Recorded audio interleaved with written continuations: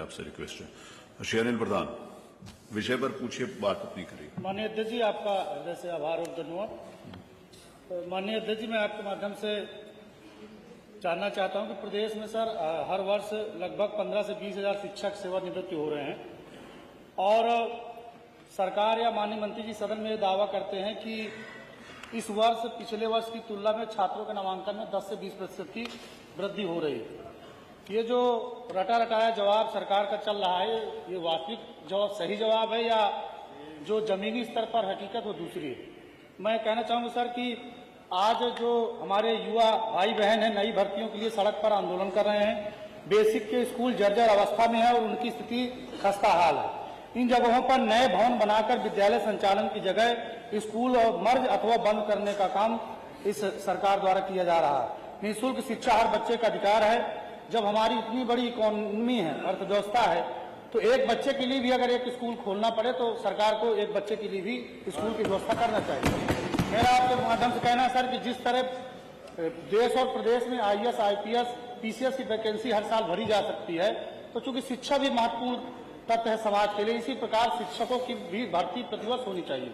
आपके माध्यम से सर मेरा पहला अनुपूरक है माननीय मंत्री जी से कि क्या माननीय मंत्री जी उत्तर प्रदेश में BTC, टेट, CTET उत्तीर्ण बेरोजगार हमारे जो भाई बहन हैं, क्या बेसिक शिक्षा विभाग में के जो रिक्त पद हैं उनको भरने के लिए नई शिक्षक भर्ती लाने का काम करेंगे कि नहीं करेंगे? और विगत कई वर्षों से जो 69,000 भर्ती एवं जूनियर एडेड भर्ती की जो प्रक्रिया अपूर्ण है उसको पूर्ण करने का काम करेंगे कि नहीं करेंगे? और जो दूसरा अनुपूरक मानवर आपके माध्यम से कि क्या सरकार जिन विद्यालयों को मर्ज और बंद कर रही है, ऐसे विद्यालयों को मर्ज और बंद करने की स्थिति में या न करके उन विद्यालयों को प्राइवेट स्कूलों की भांति आधुनिकीकरण करके उन पर क्या क्लासेस शुरू करने का काम करेंगी? और आखिरी मानवर आपके माध्यम से है कि सर जो समान अनुपात शिक्षक और छात्रों को अनुपात होता है उसमें ये दूसरा ही है ना, आखिरी जो है सर, ये दूसरा आखिरी, चौथा आखिरी, तीसरा कि सर जो अनुपात समानुपात की बात होती है शिक्षकों और बच्चों की, उसमें सर शिक्षा मित्र और अनुदेशक महत्वपूर्ण रोल अदा करते हैं। तो मेरा आपके माध्यम से माननीय मंत्री जी से जो तीसरा अनुपूरक है कि क्या शिक्षा मित्रों, अनुदेशकों और जो गांव में रसोइयां जो बहुत गरीब रहती हैं उनको मानदेय बढ़ाने पर विचार करेंगे कि नहीं करेंगे? ये इस प्रश्न का विषय नहीं है। हाँ, श्री प्रभु नारायण जी, सवाल पूछने का मौका दिया, मैं धन्यवाद करता हूँ। मान्यवर, ये प्रश्न करोड़ों बच्चों के भविष्य एवं बेरोजगारों से जुड़ा है। शिक्षक सिर्फ पढ़ाने का ही काम नहीं करता बल्कि राष्ट्र निर्माता है। बच्चे हमारे भारत के भविष्य। आज जहाँ विद्यालयों में शिक्षक होने चाहिए वहाँ कक्षाएं सूनी हैं, ताले लटके हैं कमरे में, निराश बच्चे हैं। माननीय मंत्री जी ने जो जवाब दिया है कि प्राथमिक शिक्षा में कुल स्वीकृत पद 4,17,886 और रिक्त पद 78,936, वहीं उच्च प्राथमिक में 1,62,198 और रिक्त पद 41,338 है। कुल मिला के 1,20,000 से भी ज्यादा पद रिक्त है। आरटी एक्ट के अनुसार प्राथमिक विद्यालय में छात्र शिक्षक अनुपात 30:1 है, उच्च प्राथमिक में 35:1 के अनुपात है, जबकि कहीं कहीं ये अनुपात 60 और 70 से भी अधिक है। तो माननीय मंत्री जी से हम जानना चाहते हैं कि क्या सरकार प्राथमिक और उच्च प्राथमिक में स्वीकृत रिक्त पदों को भरने की अंतिम सीमा को तय करने का काम करेंगे? दूसरा, क्या सरकार 2017 से अब तक बेसिक शिक्षा विभाग में स्वीकृत पदों में बढ़ोतरी व रिक्त पदों के भर्ती हो जारी विज्ञापनों का वर्षवार और जिलेवार विवरण सदन के पटल पर रखने का काम करेगी? साथ ही साथ मंत्री जी ये भी बताने का काम करेंगे कि जारी विज्ञापनों में कितने पद भर्ती प्रक्रिया के अंतर्गत निरस्त या रोके गए हैं अथवा न्यायालय में लंबित? माननीय मंत्री जी।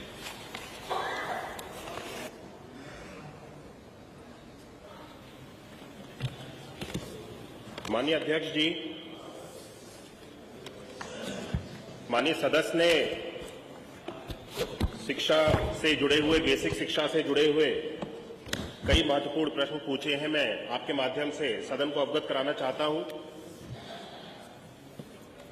शिक्षकों की और छात्रों की संख्या को लेकर के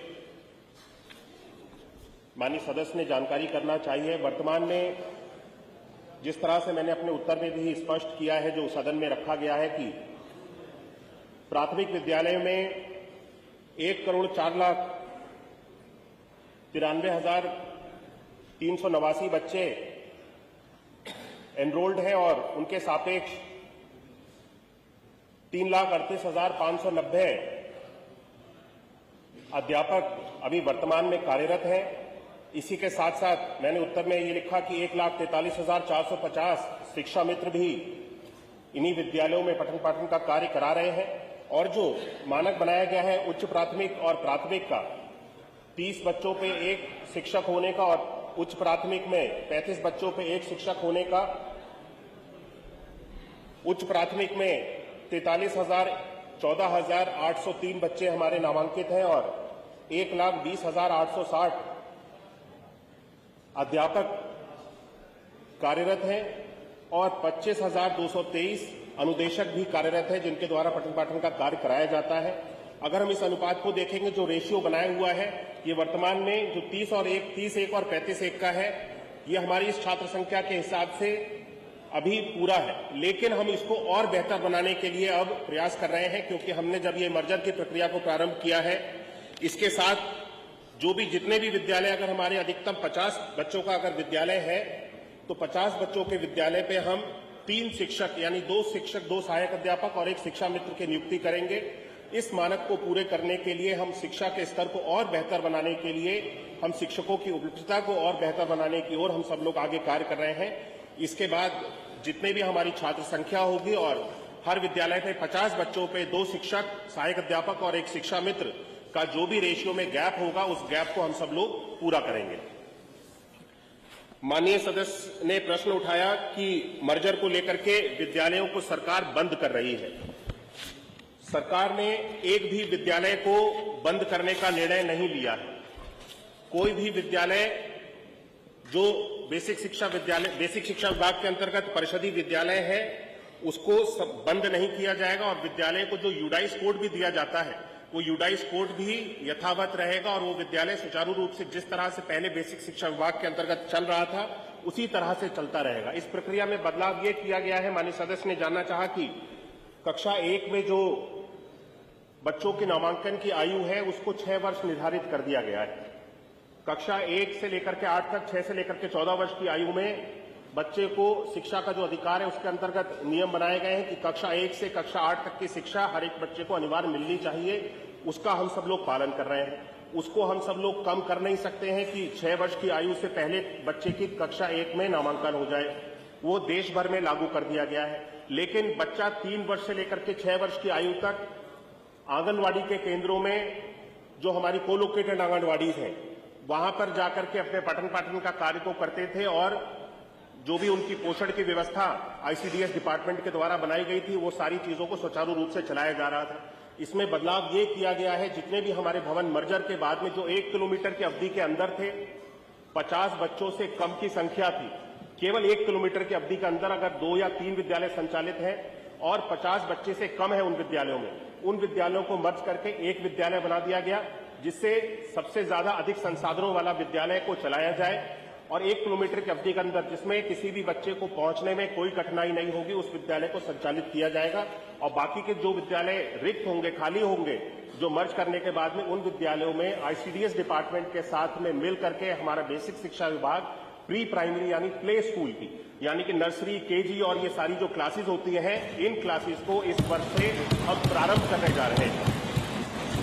उन्होंने जो अपनी चिंता जताई थी, क्योंकि कक्षा 6 में, तो वो 6 वर्ष की आयु में ही कक्षा 1 में नामांकन हो सकता है, लेकिन 3 से 4 वर्ष के लिए, 4 से 5 वर्ष की आयु और 5 से 6 वर्ष की आयु के लिए हमने अलग से प्री प्राइमरी की ये प्ले स्कूल प्रारंभ कर दिए हैं और हमारे लगभग 3,500 से अधिक विद्यालय आईसीडीएस डिपार्टमेंट के साथ में मिल करके कार्य भी करना प्रारंभ कर दिया इन प्ले स्कूल ने। प्राथमिक जो हमारे विद्यालय जितने भी रिक्त हुए थे, और इनके अंदर के लिए इन विद्यालयों में पढ़ाने के लिए हमने अलग से ईसीसीई एजुकेटर्स भी नियुक्त किए हैं, जो संविदा पे लगातार नियुक्त किए जा रहे हैं। मैं बताना चाहता हूं कि अभी तक लगभग हमारे ये जो स्पेशल एजुकेटर्स हैं जिनको नियुक्त किया गया है, 19,484 स्पेशल एजुकेटर्स को भी संविदा के माध्यम से नियुक्त कर दिया गया है और लगातार प्रतिवर्ष इनको हम लोग नियुक्त करते जा रहे हैं। और प्री प्राइमरी के लिए बेसिक शिक्षा विभाग ने अलग से एक कोर्स और करिकुलम भी तैयार किया है। 3 से 4 वर्ष की आयु के लिए किताबें तैयार की हैं, 4 से 5 वर्ष की आयु के बच्चों के लिए तैयार की हैं किताबें, और 5 से 6 वर्ष की आयु के लिए, जो कि अपने आप में एक नया पहल उत्तर प्रदेश की सरकार ने किया है। अभी तक बच्चे केवल क्लास 1 में जाकर के सीधे पढ़ाई पढ़ते थे और उससे पहले उनको कोई मूलभूत जानकारी उनके पास नहीं होती थी। अब जब बच्चा कक्षा 1 में जाकर के पठन पाठन का कार्य प्रारंभ करेगा, उसके पास में जितनी मूलभूत पहले से जानकारियां होनी चाहिए, जो सामान्य ज्ञान होना चाहिए, उस प्ले स्कूल के माध्यम से प्री प्राइमरी की क्लासेस में जिस तरह से प्राइवेट स्कूल्स में व्यवस्था बनाई गई है कि 3 वर्ष की आयु में बच्चे का नामांकन हो जाता है, नर्सरी, केजी, एलकेजी की जो व्यवस्थाएं हैं, वो सारी व्यवस्थाएं अब उत्तर प्रदेश सरकार के द्वारा भी इन सभी विद्यालयों में जो रिक्त हुए मार्च के बाद में इन विद्यालयों में चलाई जाएगी।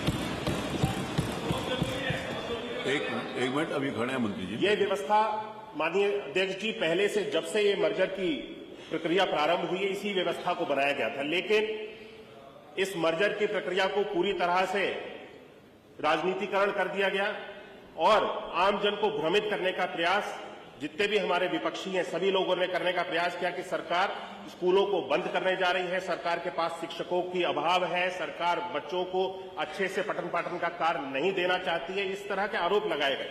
मैं इन सारी चीजों के ऊपर बताना चाहता हूं कि ये सरकार, उत्तर प्रदेश की सरकार बेसिक शिक्षा विभाग के अंतर्गत बच्चों के पठन पाठन के लिए हमने जितने कार्य किए हैं 2017 से लेकर के 2025 तक, मुझे नहीं लगता कि किसी भी सरकार के अंतर्गत बेसिक शिक्षा विभाग के अंतर्गत इतने कार्य किए गए हैं। मूलभूत सुविधाओं को हमने पहुंचाने का कार्य किया। 19 डिफरेंट पैरामीटर्स पे हम सब लोगों ने कार्य करने का काम हम सब लोगों ने प्रारंभ किया। सोचिए, जिस विद्यालय में बैठने के लिए जगह ना हो, पीने के लिए पेयजल की व्यवस्था ना हो, बच्चों के लिए टॉयलेट की व्यवस्था ना हो, ऐसे विद्यालयों में बच्चे कहां जाकर के पढ़ सकते हैं। इन सारी व्यवस्थाओं को जिस जर्जर स्थिति में हमें परिषदीय विद्यालय मिले थे, इन सारी व्यवस्थाओं को हमने सुधारने का काम किया। और जब आज सरकार के परिषदीय विद्यालय बेहतर हो गए हैं, जहां पे बच्चों का नामांकन भी अधिक होने लगा है, 27 लाख से भी अधिक बच्चों का नामांकन इस वर्ष हुआ है। इनकी सरकार में कभी स्कूल चलो अभियान जैसी कोई भी चीज चलाई जाती थी, जहां पे स्वयं सभी जनप्रतिनिधि, आमजन, हर एक व्यक्ति बच्चों को निकाल करके विद्यालय तक लेकर के आने का काम करे। ये हमारी सरकार में अभियान की तरह चलाया जाता है। स्कूल चलो अभियान, जिसके माध्यम से एक एक बच्चे को हम विद्यालय तक पहुंचाने का काम करते हैं। ये उन्हीं की सरकार के समय के आंकड़े हैं। 2017 से पहले जहां 3 करोड़ 45 लाख बच्चे विद्यालयों की सुविधा से दूर थे, विद्यालय नहीं जाते थे, ऐसे आंकड़े हैं। आज इन सारी व्यवस्थाओं को पूरी तरह से समाप्त करने का काम किया गया। हर बच्चे तक विद्यालय को पहुंचाने का काम हमारी उत्तर प्रदेश की सरकार ने किया है। हमारी उत्तर प्रदेश की सरकार शिक्षा की स्थिति को, शिक्षा के स्तर को बेहतर बनाने के लिए नए अच्छे आधुनिक विद्यालय बनाने जा रही है। हम सीएम मॉडल कंपोजिट विद्यालय बना रहे हैं, जिसके माध्यम से बच्चों को अच्छी गुणवत्तापरक शिक्षा दी जा सकती है। 30 करोड़ की लागत से एक विद्यालय बनाया जा रहा है, हर जनपद में 2 विद्यालय बनाए जा रहे हैं। हम सब लोग शिक्षा के स्तर को बहुत ऊंचा लेकर के चले गए। माननीय अध्यक्ष जी, थैंक यू, धन्यवाद माननीय मंत्री जी। प्रश्न संख्या 3 मनोज, पूरा उत्तर आ गया। देखिए, आपका जो उत्तर था, देखिए विषय यह है कि आपका जो कंसर्न था, आपका जो प्रश्न था, वो बच्चों के और शिक्षकों के अनुपात से संबंधित था। उसका जवाब आ गया और पूरा आंकड़ों के साथ आ गया। अब उसमें कुछ बनता नहीं है पूछने। नहीं, आपने तो पहले ही 3 पूछ लिए थे। प्रश्न संख्या 3 श्री मनोज कुमार पारस, हो गया। थैंक यू, सब इम्पोर्टेंट है, इनका भी इम्पोर्टेंट। आभारी हूं कि आपने